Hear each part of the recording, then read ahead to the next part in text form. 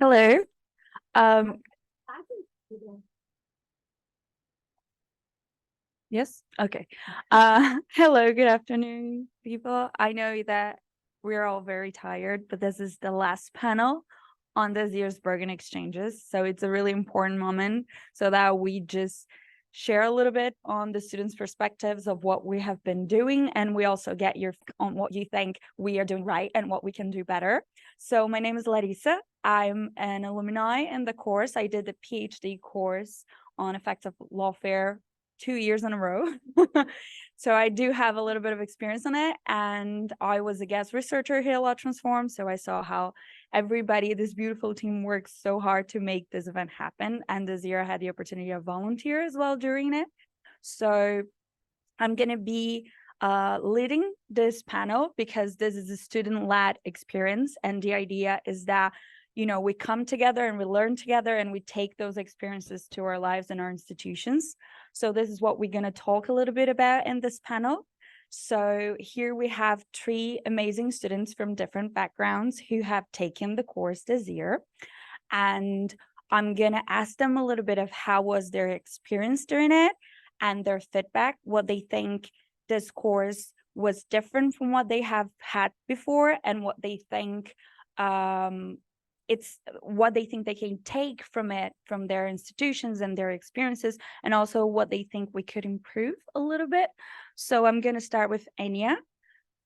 We're from the same institution, FGV in Brazil, and I know she has professional experience with innovation in education. So I hope she can also draw a little bit on that. So please.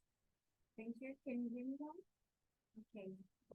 So it's so nice to be here. You know, everybody's so tired, but we hope this is going to be more like a talk conversation too, we can receive and exchange more.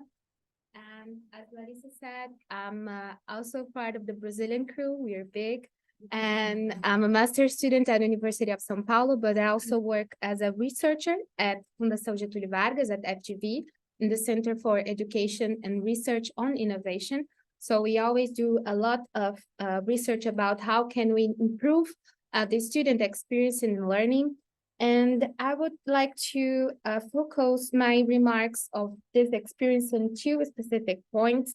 They dialogue a lot with what we are seeing at FGV in São Paulo about tendencies of future of higher education. And after, in the questions and answers, I can develop a little bit more on this too.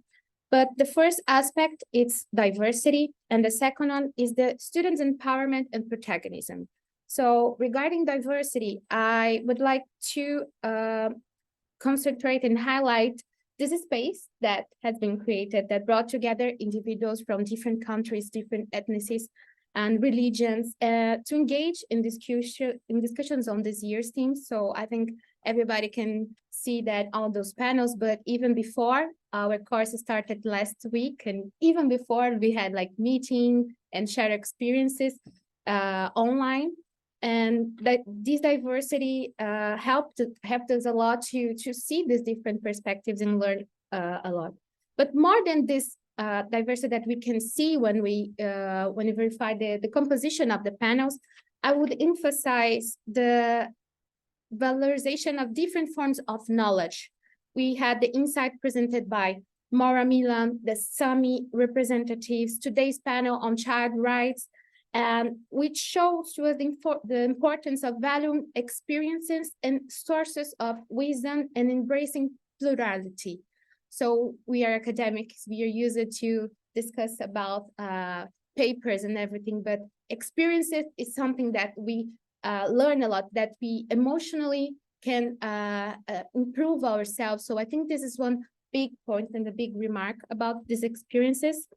And also the different modes of diversity in communication. We had documentaries, we had music presentations, and this is something that is also really important when we consider the learning experiences. We are not only body, we are only head, we are head, body, mind, soul, and it's important that during our process of learning and teaching, we focus also on this.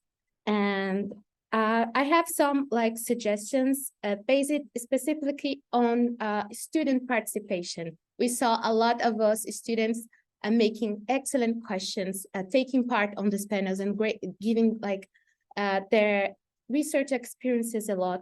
And one thing that talking to other students we think should be really interesting is to have even more space for dialogue. So maybe, I don't know how, I know it's difficult, the time when we have a lot of amazing panelists, but give more time for questions and answers, or maybe trying to propose panels in a different format. We can do what we called in the backstage, for example, these conferences, where we have a lot of roundtables of different thematics going on, and then we can sit wherever we want and try to discuss as we do during lunch, during breaks, but being part of the schedule. So we can really have time to sit on a table with persons that we don't know, and talk about some topic that we are interested in. And I think there's more, but I'd like to give space for the other. And so that's it for now. Thank you, Enya. So now I would like to hear from Martine, who is from Norway, from the University of Oslo. And so we would like to know what we are doing, even in the Norwegian scenario, what we are doing differently or not, and how we can improve that. Yeah, thank you for the opportunity to be here, first of all. It's been a wonderful experience, and I've learned a lot. I would say, okay, I've learned a lot from the talks, but more importantly, I've learned a lot on an individual or personal level, I would say, from all the interpersonal conversations that I've had with these extremely interesting people, because you have gathered a very, very diverse gang of people, and this is something that we should be better at where I'm from, at my university, or at least at my faculty. I've only taken courses there before, and they are very, very, it's courses in law. I'm a criminologist, so I'm not a lawyer. And they are very nationally focused, and yeah. So I would say that the diversity is what is special about this course. Yeah, and like the inclusivity and how welcoming you are, and also, of course, that we are also attending this conference in relation to the course. Yeah. What more? Yeah, so because this experience has really made me think, why aren't more of my colleagues coming here? You know, I think I'm the only criminologist here, although I've gotten a friend who I think is a criminologist in a lawyer's body. But where are all the criminologists? They should be here, so I will try to get them to come next year and come with me, because I want to return. And I would also just like to thank the Norwegian Research Council for funding my stay. Yeah. And now we're gonna hear from Milkias. I'm sorry if I mispronounced your name. Please let me know how to say correctly. Who is from Buleora University from Ethiopia.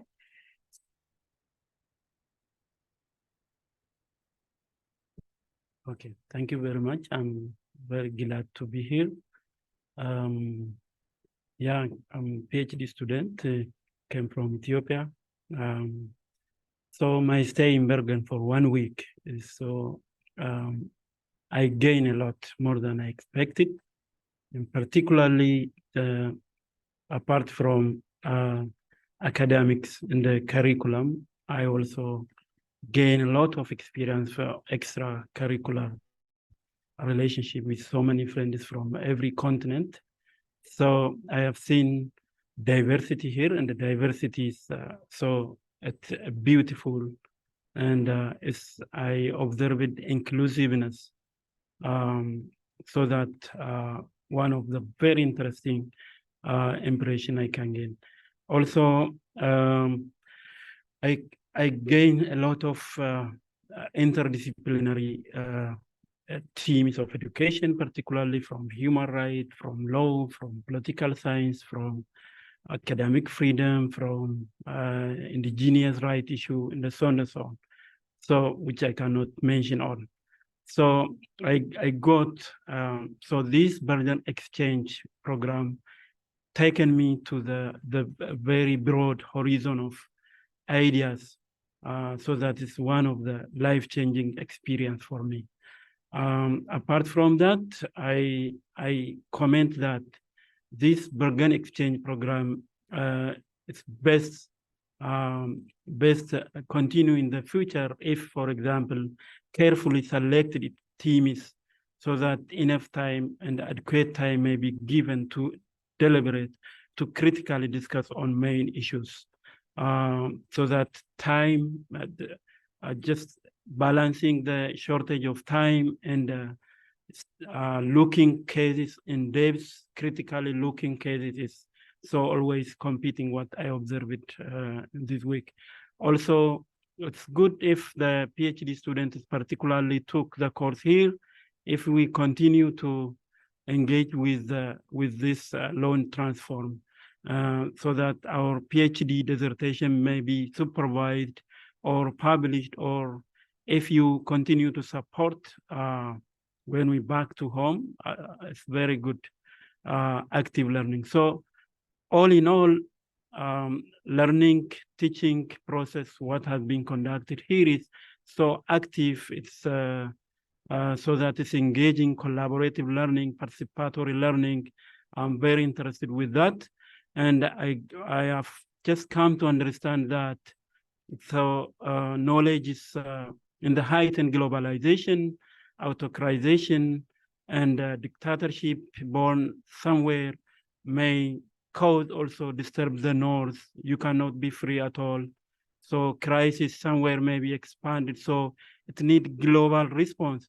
So that joining and connecting with this kind of education is very important. That is what I have. Thank you. So, you know, Lada is here representing the course organizations or organizers and the PhD team, and she's here to learn mostly, but we're also going to give her the word because she has been doing an amazing job in the past many years organizing the course. She is, I feel like with Siri, she's really, the two of them are really the backbone of Bergen Exchanges. So the fact that you all are physically here is totally her responsibility. She does an amazing job for months before, all year. And she's also really, really involved in student-led learning, and is also something that for her and in her career, we've talked a lot about this privately. It's something really important. So I do think that she can, you know, reflect a lot and help us think of what we can do from now on. Yes, so thank you all. This is the first time, so we always end the Bergen Exchanges with this panel. And why is it important? Because we want to reflect on the experience as a whole with the students who are taking the course every week. And also, not everyone knows that we have a PhD course together with the Bergen Exchanges. And of course, workshops before and after. So this week is a big part of what we are doing here in Bergen, but we also started earlier. And for this year, we decided that now we are going to have one of the students leading the panel, right? If the idea is leading, the students will lead the teaching. We've improved this course by, these panels have helped us improve our course and also start other initiatives. But for this specific panel, I hear, so, and I've also heard different feedback. I say, you could start, guys. That's so many good things you say that I start believing that you're doing a good job with the course. But I would say that from this course, what I feel is the importance of the network, as from this panel, that the importance of network, which is something also that we'd like to stimulate a continuation, and that you'd have maybe a leading role, the ones who took the course this year, to take this further. And then we connect the new students when they select them at the first semester of next year. This is something I feel that the importance of this, building these networks. And there is, of course, always the need for more time, which still is not part of the panel, but I will explain the situation. Is precisely for being so inclusive. Time is an issue. So what we want here is to, of course, have deep conversations, but also initiate ideas. But we want everyone to have a space on stage, like regardless of your level of education, you know, and your background, we want everyone. And for this to happen, we need short panels with a lot of people. And maybe you're happy now, Siri, with my explanation. Yes. No, but yes, I know you need, I know she needs. You always ask for more time, so can you help me get more time? Yeah. I mean, just help me get more time during this week. Yeah, so this is the, of course, the other side. But we could think of, for example, implementing these meetings, doing online activities throughout the year. It's not the same as personal connections, but you've been here together. Maybe you're going to come back. Many people have. You're welcome. And yes. So, and then let me see what else I took notes. But I think for this year, this is my feeling, and I would love to have you lead in this continuation. And our idea is to select the new students as soon as possible. If I may, just like throwing back one question about this specific year, because some of the changes we've made is, for example, making it institutionalizing the mentoring sessions that I've mentioned earlier, that the students were more like talkative, they would approach people or professors that work on relevant topics, and they would get a mentoring session. And those who are more, I don't know, for different reasons, wouldn't dare doing that, wouldn't. And now every student taking the course has sessions organized by us. And we thank very much all our partners and friends and Lawfare family who said yes to this. Yes, yes, be prepared, yes. But I would like to know, because this is an innovation this year. We had the first meeting in June before the summer break. I understand that summer break is not the same everywhere. I'd like to hear just a very quick round. Did you interact? Was this a good idea to have this?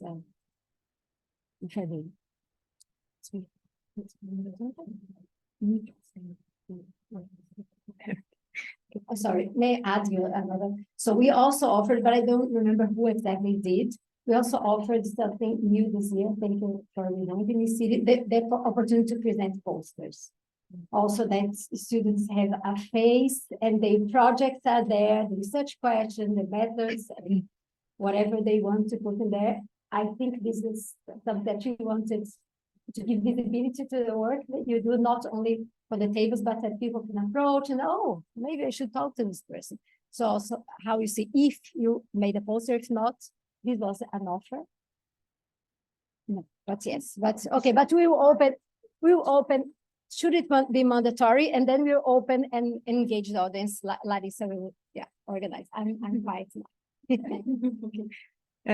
Well, first off, the change after first meeting, I haven't tried it the other way, so hard to say, but I think it worked. The only thing is that, as you mentioned, like there is a summer break, and I really tried to take 2 weeks totally off, just because I think that like that is good for a good, well-working brain, right? So having that hanging over me and having to like meet on Zoom during those 2 weeks, yeah. So maybe we should do earlier. Yeah, but I've also seen that sometimes the course is a bit later. It's not as early. Yeah. yeah, right. So perhaps that's in a way better. And regarding the posters, well, we don't really have a culture for it at my department, so I've never made a poster. Yeah, and I also received that email like in the middle of these 2 weeks. So yeah, yeah, at least give us time. Yeah, that would have been good because yeah, and also I couldn't really ask for help with it either, right? Midsummer. But I also have like when you come with, I have really critique too much. When you receive critiques, always good to also have offer solutions. So I will offer you a solution to this issue with both like timing. It's not just like the fact that it's midsummer, but also that you're trying to accommodate people from various places and different time zones, which ends up for some of us like it's impossible to fit everyone, right? And if you have a family, for example, then like 3 to 7 Norwegian time is not the best. My solution is speaking to Malcolm. I know he's here. He is really good at reversed classroom model, which means that you have recorded lectures and then you meet to discuss those lectures. I think that would be a very good idea because then people could watch the lectures on their own time when it fits them. And we meet and discuss, and we don't have to do a 4-hour Zoom marathon because that is also a lot and it's difficult to follow. So check it. Yeah. And I was also just wondering if you have ever considered the idea of having like some parallel sessions. No, okay, then that's fine. Yeah, thank you very much. Once again, just for the case of virtual before personal Bergen Exchange begin. So sometimes their internet is very low in Africa, most of the East Africa where armed conflict is hot. So the government may shut down, complete shutdown. We experience it sometimes. So we may not catch up you. So otherwise, it's good if there is another alternative if for the missed class. By the time we can get in, log in and find you if that is available. Other concerning the poster, yeah, it's good opportunity for PhD students to have connection with so many relevant professors of the area, but unfortunately, I'm still taking my course. I haven't finished. I haven't determined my title so that I couldn't send the poster. Otherwise, so I recommend self-independent learning to be continue. So this institution or Bergen Exchange, Law and Transform, must continually engage with us as an alumni so that we can contribute a lot and we can even have some time if we published our paper, part of our paper, so that we can acknowledge, we can send for this, so that connection will be continued and your influence will be visible to the global south as well. Thank you. Well, based on my experience at FGB too, I would say that a lot of part of student-led learning, it's based also on customization and flexibility for students. And I think in here is something that I thought it was really interesting is that during the course that we had last week, we had similarly a general track and now tokenization and resistance track. So we had online different panels occurring at the same time, which for me, for example, I'm a child rights researcher. It was interesting because although I learned a lot at panels that are focused more on resistance and autocratization and democratic risks, it was really good to have some specific panels. But one thing that I've noticed is that the general track is really general. There was one specific topic, like one panel for land rights, water rights, thematic, basically one for child rights and other specific issues, which I think it's interesting, but comparing to the others from the auto-prioritization track, I think they had the chance to develop more like a deep learning about the team. And maybe an option would be each year have like a specific, not a general one, but maybe a thematic focus to help that we can like deeper our knowledge in something. And I know that can like not give the opportunity for all things to be discussed, but might help.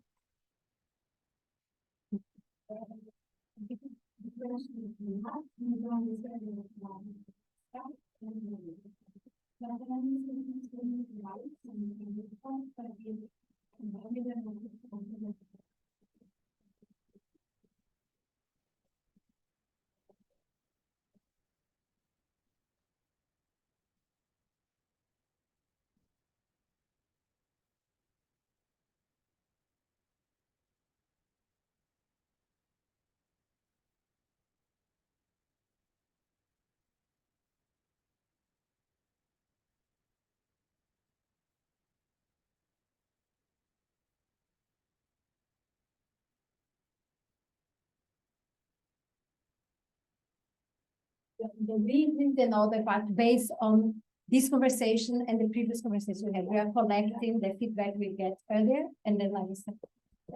Can only I do like a feedback about the conference that you did before. I think it was great. I mean, I'd have like a separate Zoom before the class starts so we can acknowledge how is the course, what we are gonna have to do, and also we had to work. I don't know if it was like this before, but we had to work in an reflection note together in groups, and it helped a lot because the group was formed, at least for child rights, for example, by people that are interested in thinking. So it was good that even before we arrived here, we had a chance to discuss our project. We had a chance to discuss about the readings that we're supposed to have. And it helped because when we arrived, personally, it was like, hey, we worked together. Good to finally seeing you. This was really good for creating an attachment, but I agree with Martin. It's hard. The period of time was kind of hard because of summer breaks and also finals and everything, and consider different time zones to find a time that was good for everybody. Maybe trying to anticipate and schedule before that we're gonna have a meeting, and this type of group work could help people to planify and then say, okay, during this week I will be available and that will work for me. Maybe it's something like calendar programmation before the beginning of the course would help this difficulty. That's it. Thank you. So just before I pass it on to the public to hear the other students' views and also the people that actually organized the classes for the PhD course, like Anna and Dorothy that followed everything in City, of course. One thing that for us was important, and I was here last year, so I followed all this, was trying to make this environment, the virtual environment, incredibly welcoming and in a way to enable the students to connect to one another. So that's why we did the meeting before, and that's why me and Livia were there as like alumni to give you tips. And I do think it was an improvement comparing to the years I did before, but I also do think that we need to work a little bit more on this because the timing, of course, as you guys said, needs to be worked. And maybe because I talked to most of you, you guys were most comfortable to ask me questions when you were here and you saw me face to face than in the spirit online. So this is also something that I think we would really appreciate to hear and feedback on how to improve that, because it's something that we are trying to improve, but we don't really know how to do that considering the virtual thing and the distance and this period of getting along with one another and feeling like you can actually trust us and you can open up. So that's something that I would also love to hear you about, but I'm going to open. So everybody who wants to share, wants to give tips to us or recommendations, and yeah. You can start. I'm not good at throwing.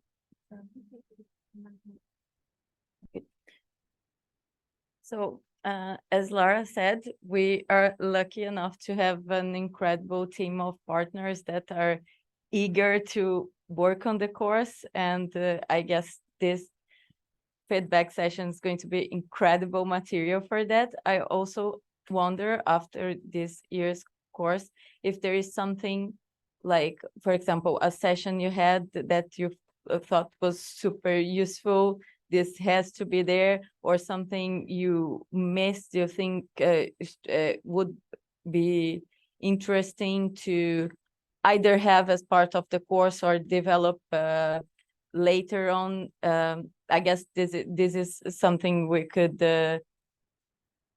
think about, and we would very much appreciate your feedback on that from other people on the audience that also took the course as well.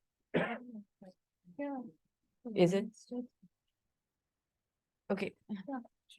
Actually, it's not a suggestion on this specific topic, Anna, but it's another thing that occurred me.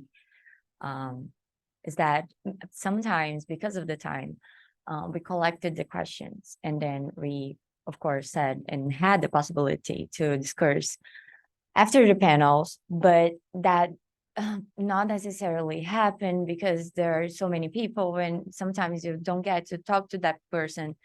So maybe a suggestion can be that the volunteers or the organization has some kind of tool to register the questions and who address them.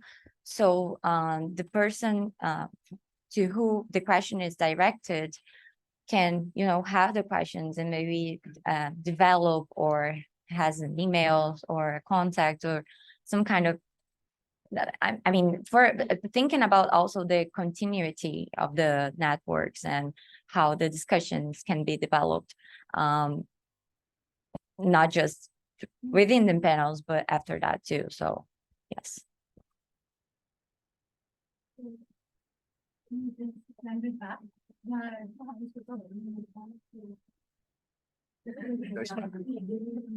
Yeah, this has been a great experience, and just to make it better, like phenomenal, I think there should be a better Asian representation. I'm not talking about the ethnicity, partially yes, but substantively, I think we are missing out a lot of conversation by not talking about Hong Kong, Taiwan, China. There are a lot of nascent democracies in Southeast Asia. Just something worth bringing up. But otherwise, thanks for a ton of work that you're already doing.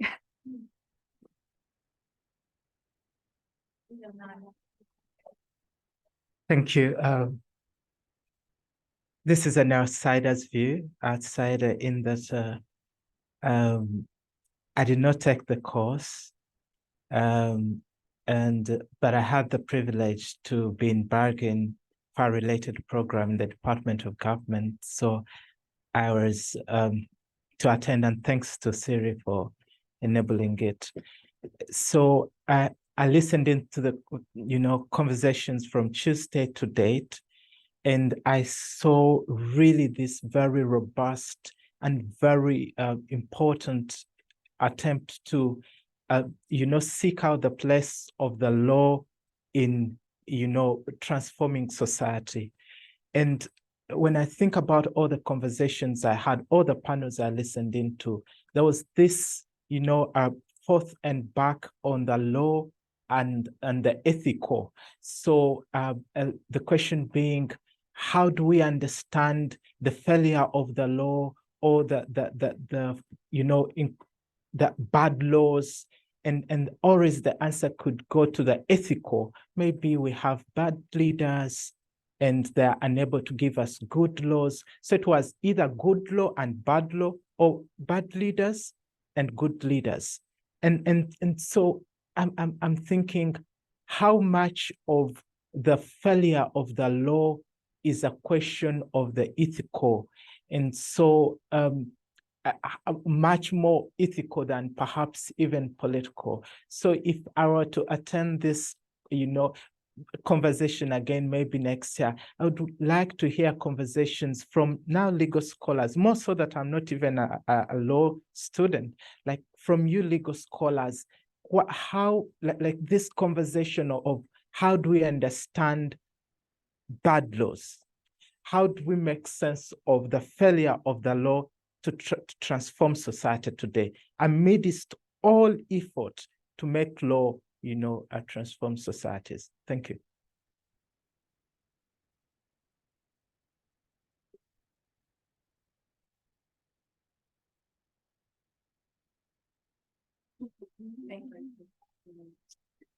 Thank you. I'm Chianara. So I'm going to start with what I really liked. I thought it was really helpful, incredibly helpful, and an honor to get that, to be invited to a panel as a student. I really am impressed the way at least every student, I'm not sure there's anyone I didn't see have a chance to be up there with everyone else. I thought that was very thoughtful. Thank you for that. Flowing from that, I was wondering if students, like all students that are interested, if there's a way to plug them in, also flowing from that, plug them in into the work of the center or the projects that are going on. So for everyone, just like for everyone that wanted to be on a panel, they had access and a chance to be. So also if anyone who wants to be plugged into the work of the center and partners, to also find a way to have access to get plugged into the projects. And finally, I'm not sure how feasible or logistically feasible this might be, but also maybe if there's a way that students can also be, maybe some, contribute to the conference, to the content maybe of the conference. So like panels or subject matter. Thank you. Oh, just right here. Oh. Hi, everyone. Satang, I didn't take the PhD course. I'm old now. I did a couple of times. But I just wanted to say, and I wanted to propose perhaps especially with the issue about question, but I also think, I mean, I know that it was streaming and we have the video, so those are really great. But whether there is sort of an output somewhere online, perhaps that might be a place for us to go back to. I'm going to make this proposal, obviously recognizing that this is a multi-generational community. So some people might not be into the whole, much more into the tech stuff, but simply things like the Padlet, where people can just reflect immediately or even during sessions and throw in their questions, and speakers could take their time, then go back to the platform to actually try to answer some questions. And Padlet is really cool. You could do videos, you could do other memes, but it is also a space that you can always go back to even after the session. Thanks. Very good. Thanks for a great panel. And I just also want to say that I think, what Lara was talking about, bringing the PhDs onto each panel, I think it's been a great success. I've learned a lot from you guys, theoretically, but also empirically, what's happening in different countries and with your research, but also talking over lunch and so far. So that's just been great from my side. So, and the issue of doing more hybrid teaching was raised, and it's something we've talked about earlier. I didn't teach on the course this year, but earlier, I know we've talked about it. And that connection, and when we had the ICON, International Society of Public Law Junior Scholars Summer School in June, which Tanisha, you were at, where we had almost an identical course with identical lectures, and we're starting to produce videos. So that there may be some synergies there and be able to build up a resource bank. But I wanted to ask you, given that you've been to two quite similar programs, just your reflections on what each could perhaps learn from each other. But what was interesting about the ICON one was it was called Junior Scholars rather than PhD. And that actually reflects often what we have here. We have everything often from senior master's students through to junior associate professors. So the question is the focus about the PhDs, or is it about building up junior scholars, giving them platform, building confidence, building skills? And so I think there's also a question around the underlying goal as well.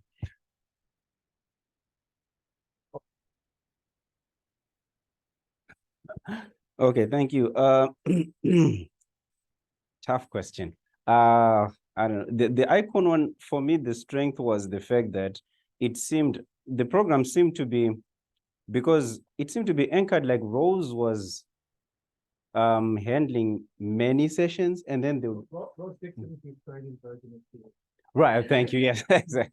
Yes, so Australian Siri had a couple of presentations, more than on the first day. So it was, I mean, following it, it kind of made it easier to just anchor it in. You kind of generally learn her mannerisms and her approach, and the fact that she makes an effort to know everyone at a personal level in the projects we're working on. And then when the guests then came, it made it kind of easier to understand what the other lecturers were talking about, but in the context of this underlying. So that's one strength of that one. And I would say for my experience with this one, I mean, the contribution I wanted to make is kind of, it almost reflects what I sometimes hear when I'm teaching, which is something that students did not enjoy, but turned out to be useful. So when we're required to do the reflections, right? The responses we did, the group work.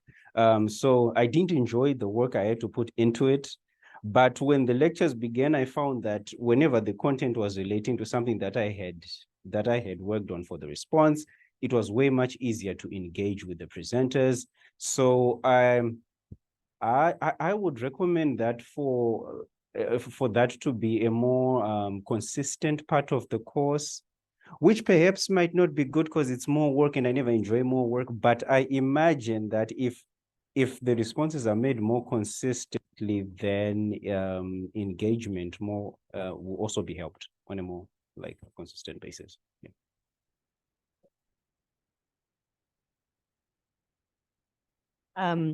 I didn't teach on the course this year, although I have done on previous years.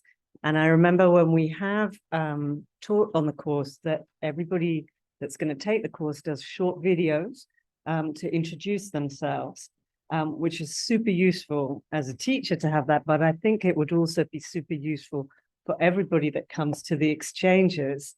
If there was some way, I know it's a lot more work, and I'm not, I don't want to add to the work burden, but that before we arrive, we've had a look somewhere online, whether it's a video or just something short of who's going to be here and what they work on, because sometimes we don't get till kind of halfway through the week that we hear from some of you, particularly as students, of what you're actually doing. So it would be really useful for us to know, for everybody to have that information beforehand. It would kind of facilitate and speed up the interactions with us all. And also because I'm old and I forget everybody very quickly, and I need some visual stimulation with some words by it about what people do. And the alumni, I think that is an excellent idea to have a kind of again, online resource somewhere saying, these are people that took this course, this is what they're working on, somewhere where alumni can say, I've published this paper, I've just moved jobs, and that we can follow, because we do that informally, but it would be great to do it institutionally. I'll shut up.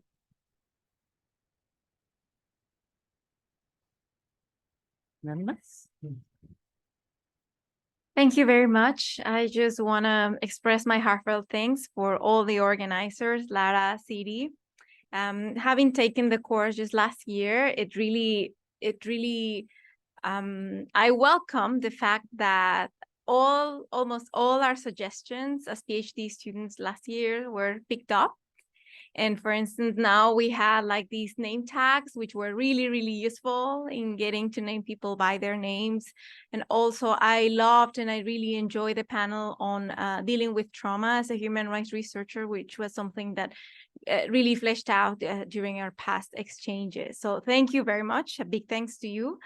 And also like one big difference, and I believe these fusing arts and also having the voices of activists as well, like really provided and enhanced the learning dimension that we just had last year. So thank you for that.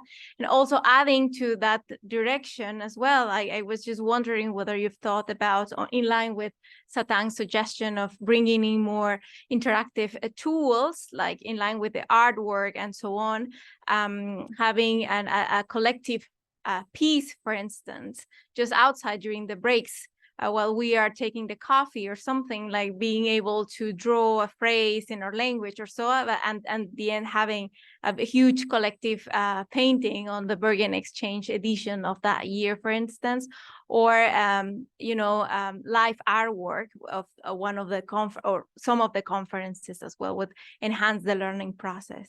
But thank you. I forgot one last thing I was going to say, which was about the posters, and I don't know how the dynamic worked with that, but we did that in a conference, a RIP conference recently in Mexico, with a manageable group of students at the conference, like we have here, and who made posters that went in a dedicated part of room in the in where the conference was held. But we also took time, right, where everybody was there, and the students said, 5 minutes, I'm so-and-so, I'm studying such and such. And then there was a poster with their project, with photos and things that after we'd had that introduction to them, we could then go back to. And it was super helpful just in terms, again, of networking and opening conversations between students and and everybody that was there. So. But it's a lot of work to do the posters. And it will take us 4 hours. So I did. So what I've been thinking of doing next year is to put it in the program. Put all the posters in the program so that because the challenge is that it's good that we weren't here all week, but it also means that we're moving the posters. Actually, we did, but they're still up. But it's not that easy to make it. So I think that would be a way of sort of making it. So of course, like we come back to time is sort of against us, but I think it is an improvement to have the posters, and I think that to have them in the program as well would be really good, actually. But there are so many good, much good input. Are we done? Okay. So thank you, everyone. This is a ongoing conversation, so this does not end here. We still want to hear your feedback. We have in a specific form for evaluation of the course that you all going to receive, and we want you all to be really comfortable to really share with us all the other ideas and criticisms that you have. And also feel free to contact any one of us to share any more ideas. So sadly, this is the end of the Bergen Exchanges 2023. It was really lovely to have you here. So City is going to be the one officially closing it. But we wanted to thank all of you for coming. And we know some of you are leaving today, some of you are leaving tomorrow. So we're going to have a dinner tonight for the people that are still here. We hope to see all of you there. It's going to be at the CMI canteen where you had the lunch today. And yeah, if anyone wants to sing also, it's going to be available. So that's it. Thank you so much. And thank you, Tree, for giving us your inputs. It was very helpful. Thank you.